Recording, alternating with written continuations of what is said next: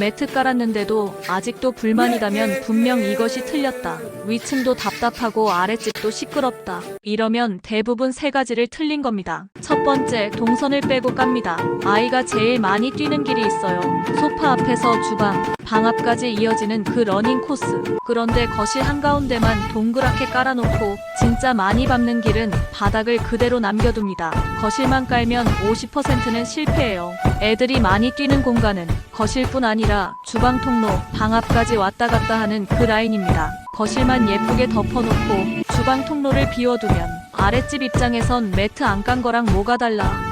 가 됩니다. 다음 틈 모서리를 안 잡습니다. 매트 사이가 벌어지고 모서리가 들려있으면 발이 걸려서 위험하고 걸을 때마다 끼익 마찰 소리가 하나 더 생겨요. 충격은 그대로 바닥으로, 소리는 더 거슬리게 올라갑니다. 정리하면 아이 동선 전체를 덮지 않으면 그 매트는 그냥 인테리어 소품입니다. 거실만 말고 거실 주방 통로까지 이어서 깔고 틈과 모서리까지 꼭 마감해주세요. 진짜 효과 있는 층간소음 팁 더 필요하시면 구독과 좋아요 눌러두세요.